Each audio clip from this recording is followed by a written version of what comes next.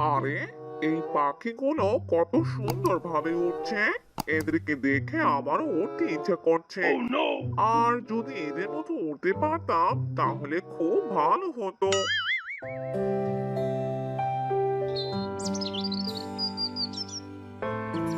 কি ব্যাপার? তুমি আমাদেরকে দেখে কি ভাবছো শুনি?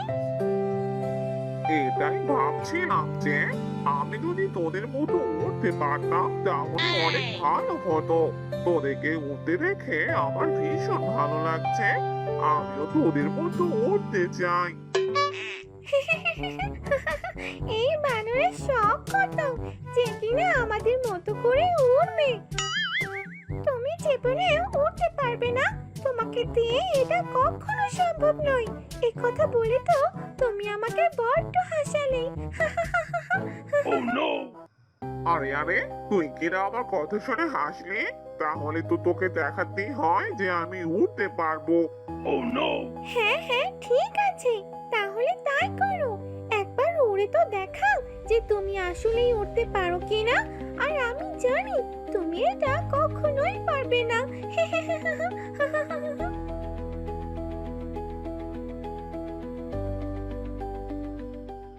আরে, টুনি পাখি মনে হচ্ছে আমাকে অপমান করে গেল। এর বদলা যে নিতেই হবে আমাকে। যে করে হোক পাখির মতো করে উঠতেই হবে। আমি টুনি পাখিকে দেখাতে পারি যে আমি আসলেই উঠতে পারি। হ্যাঁ।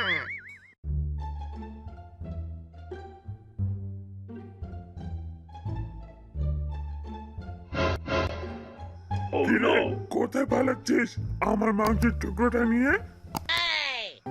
তো দেখছি দিন দিন সাহসটা বেড়ে গেছে। এবার তো দেখছি চুরি করাটাও শিখে গেছিস। আরে আরে, সিংহ মহারাজ, আপনি দেখছি জেগে আছেন। আসলে হয়েছে কি, আমার বাড়িতে একটু আত্মীয় স্বজন এসেছে। আপনার কাছে এসেছিলাম, তো দেখলাম আপনি ঘুমিয়েছিলেন। এই জন্যই ভাবলাম যে মাংসের টুকরোটা নিয়েই যাই। আপনি তো আবার মহান, এই জঙ্গলের রাজা বলে কথা। আপনি কি আর আমাকে কিছু বলতে পারেন? ও বেটা, চুরি করে আবার পয়দা পাকানো হচ্ছে তাই না? চুরি করে এখন কিনা মিথ্যে কথা বলা হচ্ছে। আজকে তোকে আর ছাড়ছি না।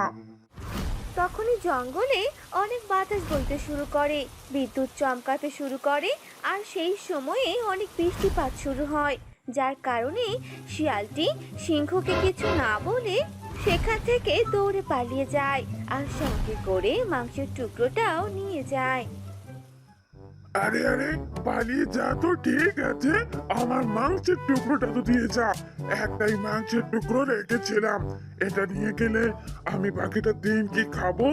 আবার তো এদিকে বৃষ্টি শুরু হয়ে গেল। কিরে মিচকে, যাস না যাস না।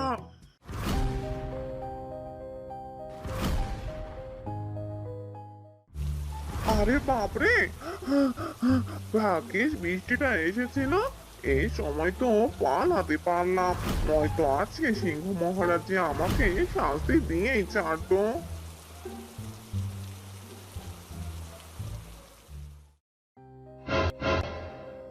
আরে আরে, কি রে, তুই আবার আমার গুহায় এলি কেন রে? যা যা, আমার গুহা থেকে এক্ষুনি বের হয়ে যা বলছি। আরে, বিপদের দিনে কিনা তুই আমার সাথে এরকম ব্যবহার করছিস? দেখতে পাচ্ছিস না বৃষ্টি পড়ছে? আর এই বৃষ্টির মধ্যে কি আর গাছে থাকা যায়? সব জল তো আমার গায়ের উপরই পড়ে। তাই তো তোর এখানে চলে এলাম। আর এখন কিনা তুই আমার সাথে এমন ব্যবহার করছিস? আরে না না, তুই তো আমার আত্মীয় বলে কথা। তোর সাথে কি আর খারাপ ব্যবহার করা যায় নাকি? তা তুই আজকে আমার সাথে তো থাকবি। তুই আমার আত্মীয়, তা তুই কি খাবি বলতো? তুই যা চাবি আমি তোকে তাই দেব। বল বল, কি খাবি? নতুন আত্মীয় বলে কথা।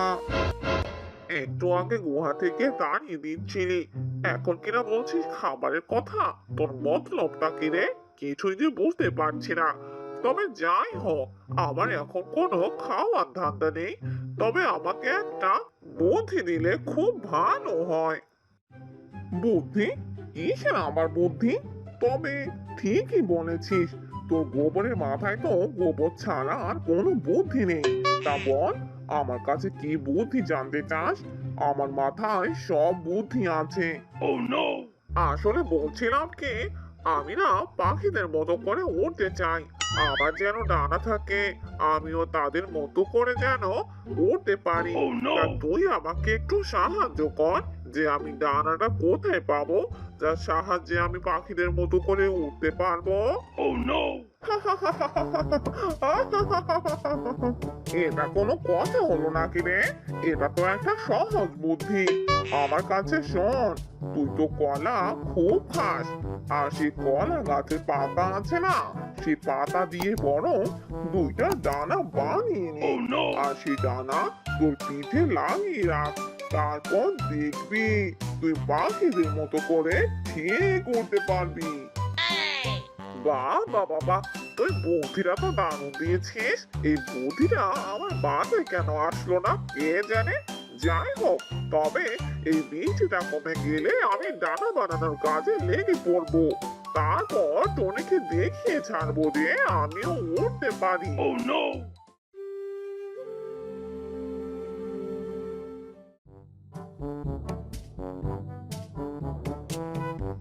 বোকা বানর কোথাকার, ও এসেছে আমার কাছে বুদ্ধি নিতে। দিলাম তো একটা বাজে বুদ্ধি ধরিয়ে দিয়ে। এবার বুঝবে মজা। ও যখন এটা বানিয়ে উঠতে যাবে, তখন নিজেই পড়ে গিয়ে ব্যথা পাবে।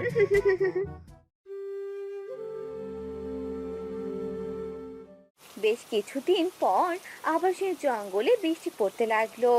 এবার সেই বৃষ্টিটা থামার কোনো নামই ছিল না। একদিন, 2 দিন, 3 দিন করে করে বৃষ্টি যে চলমান আকৃতিতে বাড়তেই থাকে। এভাবে প্রতিদিন বৃষ্টি পড়ার কারণে সেই জঙ্গলে যে বন্যা হয়ে গেল। এ নিয়ে সবাই চিন্তায় পড়ে গেল যে এখন তারা কি করবে। তোরা সবাই গাছে উঠে বসে থাকছিস, কিন্তু আমরা কি করব? এই জলের মধ্যে বা কতক্ষণ থাকবো? এভাবে জলে থাকতে থাকতে তো আমরা একদিন অসুস্থ হয়ে মরে যাব। আমাদের কোনো একটা পরিকল্পনা তো বের করতেই হবে এই জল থেকে মুক্তি পাওয়ার জন্য। জঙ্গলের সবাই একত্রিত হয়ে আলোচনা করতে থাকে যে তারা কি করে এই জঙ্গলের বন্যার জলগুলো দূরে সরিয়ে দেবে। তখনই আকাশ থেকে অনেকগুলো নতুন নতুন পাখি উড়ে তাদের কাছে আসে। আরে, কি হয়েছে তোমাদের? তোমরা দেখছি সবাই একত্রিত হয়ে এখানে দাঁড়িয়ে আছো, আর দেখছি অর্ধেক জলের মধ্যে ডুবে আছো। বন্যার কারণে আজকে আমাদের এরকম অবস্থা হয়েছে। বন্যার জল যে একদম ভর্তি হয়ে আছে, যার কারণে আমরা অর্ধেক ডুবে আছি। এর থেকে নিজেদেরকে উদ্ধার করতে হবে। হ্যাঁ, কিন্তু তোমরা কি করে নিজেদেরকে উদ্ধার করবে? এখন তো অনেক জল হয়ে গেছে, আর এগুলো জল কমতে কমতে 3-4 দিন সময় তো লাগবেই। আমার মাথায় একটা দারুণ পরিকল্পনা এসেছে। আমার কথাটা যদি শুনতে চাও, তবে আমি তোমাদেরকে জানাচ্ছি। হ্যাঁ হ্যাঁ, বলো বলো, আমরা সবাই শুনবো। আমরা সবাই মিলে যদি একটা বড় গর্ত করি, আর সেটা এখানকার সবগুলো জল সংরক্ষণ করাতে সাহায্য করবে। গর্ত করলে এখানকার সব জল সেই গর্তের ভিতরে গিয়ে পড়বে। এতে করে জল থেকে আমরা বাঁচতে পারবো। হ্যাঁ হ্যাঁ, এই পরিকল্পনা মন্দ নয়। এতে করে আমরা জলগুলো সংরক্ষণ করতে পারবো, আর খাবার সময় আমাদের জলের অনেক প্রয়োজন হয়। এতে করে আমরা যদি জলগুলো সংরক্ষণ করে রাখি, আমাদের জন্য অনেক উপকারী হবে। পরিকল্পনাটি ঠিক আছে, কিন্তু আমরা এই গর্তটা করব কোথায়? নিচের কোনো জায়গায় গর্ত করতে হবে, যার জন্য এখানকার সবগুলো জল যেন গড়িয়ে সেখানে পড়তে পারে। এই যে উড়ন্ত পাখি, তোমাদের সাহায্য খুবই দরকার। তোমরা যদি একটু দেখে আসতে পারো যে নিচু জায়গাটা কোথায় আছে, তাহলে আমরা সেখানে গিয়ে গর্তটা করব। হ্যাঁ হ্যাঁ, আমি এখনই গিয়ে জায়গাটা দেখে আসছি, আর তারপর তোমাদেরকে জানিয়ে দেব। তোমরা কোনো চিন্তা করো না, তোমরা যত তাড়াতাড়ি সম্ভব এই জল থেকে মুক্তি পাবে। আমি উঠতে যদি সফল হয়, তাহলে তোমরা বুঝতে পারবে যে আমি শিয়ালের কাছ থেকে পরিকল্পনা নিয়েছি। তাহলে দেখো, এবার আমি উঠতে চলেছি। আরে আরে বেটা, কি করছিস? কি উড়িস না, উড়িস না। উড়লে তো পড়ে যাবি আর হাত পা ভেঙে যাবে। আরে কি যে করে, এখন তো দেখছি আমার নাকটাই কেটে ফেলে।